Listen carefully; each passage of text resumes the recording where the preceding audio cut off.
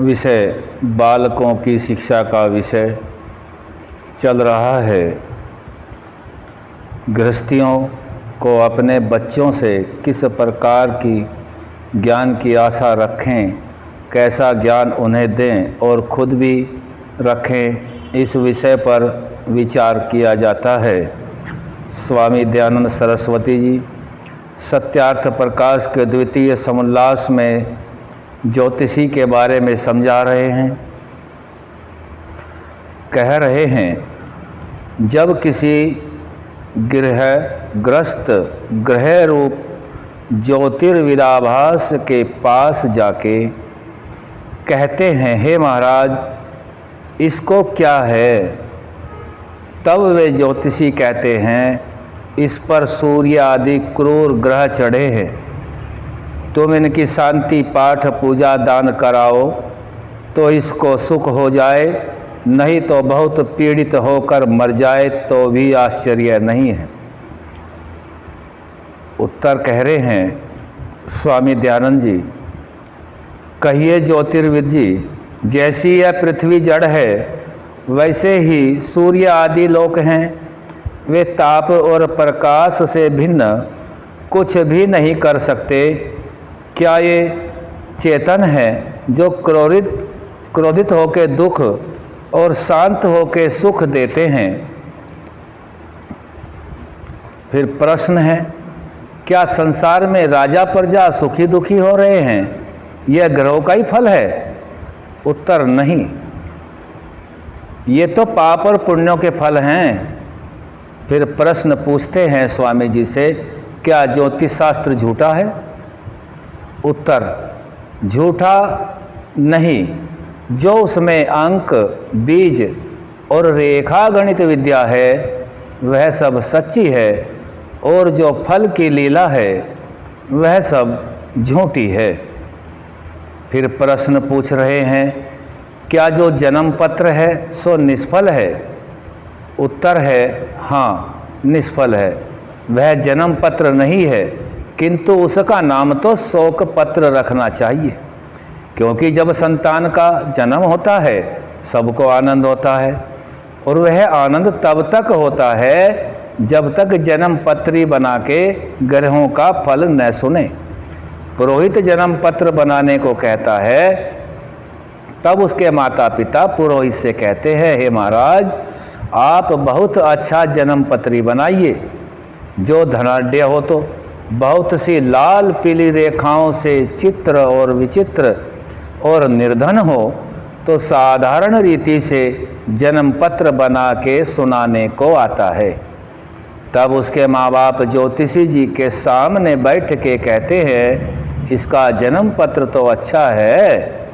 ज्योतिषी कहता है, जो है सो सुना देता हूँ, इसके जन्म पत्र बहुत अच्छे, मित्र ग्रह भी बहुत अच्छे, जिनका फल धनाढ्य और प्रतिष्ठावान जिस सभा में बैठेगा तो सबके ऊपर इसका तेज पड़ेगा, शरीर से आरोग्य और राज्य मानी होगा।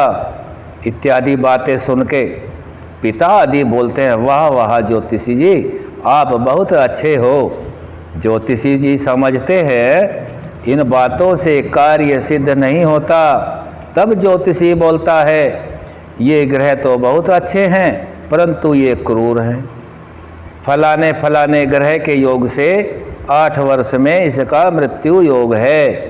इसको सुन के माता पिता पुत्र के जन्म के आनंद को छोड़ के शोक सागर में डूबकर ज्योतिषी से कहते हैं, महाराज जी अब हम क्या करें? ज्योतिषी कहते हैं, उपाय करो। क्या उपाय करें? फिर ज्योतिषी प्रस्ताव रखने लगते हैं, ऐसे ऐसे दान करो, ग्रह के मंत्र का जप कराओ, ब्राह्मणों को भोजन कराओ, अनुमान है नव ग्रहों के विघ्न हट जाएंगे। अनुमान शब्द इसलिए है, मर जाएगा तो कहेंगे हम क्या करें, परमेश्वर के ऊपर कोई नहीं है, हमने बहुत सा यत्न किया और तुमने कराया, उसके कर्म ही ऐसे थे और जो बच जाए तो कहते हैं देखो हमारे मंत्र देवता और ब्राह्मणों की कैसी शक्ति है, तुम्हारे लड़के को बचा लिया।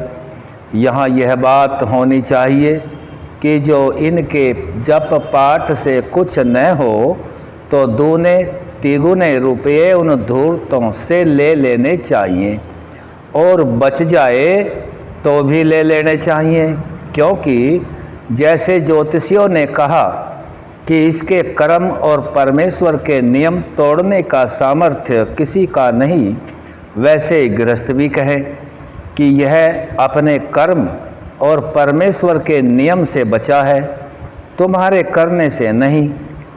और तीसरे गुरु आदि भी पुण्यदान करा के आपसे ले लेते हैं तो उनको भी वही उत्तर देना जो ज्योतिषियों को दिया था।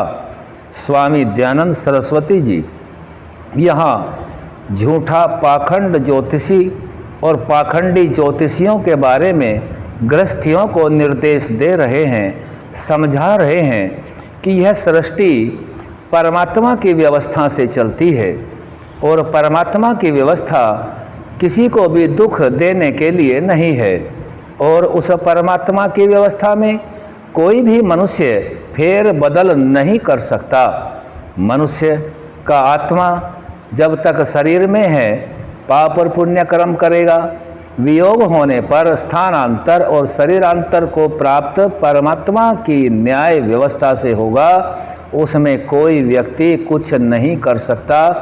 और रही शुभ अशुभ की, परमात्मा का ज्ञान वेद और वेद के अनुसार ऋषि प्रणीत ग्रंथों में स्पष्ट लिखा है, धर्मानुकूल कर्म करना, धर्म के विपरीत न करना, वेद के अनुकूल बरतना सब उन्नति के कारण हैं। यदि हम इनसे विपरीत जाते हैं तो उसका जिम्मेदार हमारा वह कर्म बन जाता है, और जैसा कर्म हम कर चुके हैं इस भूमंडल के ऊपर कोई भी व्यक्ति ऐसा नहीं है जो उस कर्म के फल को काट सके। हमारे श्री योगीराज कृष्णचंद्र जी भी यही कहते हैं कि किया हुआ कर्म अवश्य ही भोगना पड़ता है। कृत कर्म शुभाशुभम फलम, शुभ और अशुभ कर्म का फल अवश्य ही भोगना पड़ता है। वह किसी भी जप प्रस्तृण तप डोरा धागा आदि ज्योतिषी कोई भी उसको नहीं बदल सकता। यह केवल हम सभी साधारण मनुष्यों की अल्प बुद्धि होती है, अज्ञान होता है, जिसका धूर्त लोग लाभ उठा करके हमको भ्रम जाल में फंसा करके कभी ज्योतिषी का कभी अन्य किसी और का उदाहरण दे करके हम सभी गृहस्थियों साधारण व्यक्तियों भद्र पुरुषों देवियों को विचलित करके अपना धन प्रयोजनार्थ कार्य सिद्ध करते हैं, और सभी को शुद्ध मति देने के लिए प्रयास नहीं करते। शुद्ध ग्रंथ पढ़ते होते तो वह यह कर्म न करते। इसलिए कम से कम अपने परिवार में आर्ष ग्रंथों का ही पठन पाठन होना चाहिए। इसीलिए स्वामी दयानंद सरस्वती जी ने यह नियम बनाया था ये समाज के लिए कि वेद सब सत्य विद्याओं का पुस्तक है। वेद का पढ़ना पढ़ाना और सुनना सुनाना सभी भद्र पुरुषों तथा आर्यों का परम धर्म है। हमें इसी के अनुसार अपना कार्य करके अपनी भौतिक सामाजिक और आध्यात्मिक उन्नति करनी योग्य है, और यही परमात्मा का विधान है। ओम सम।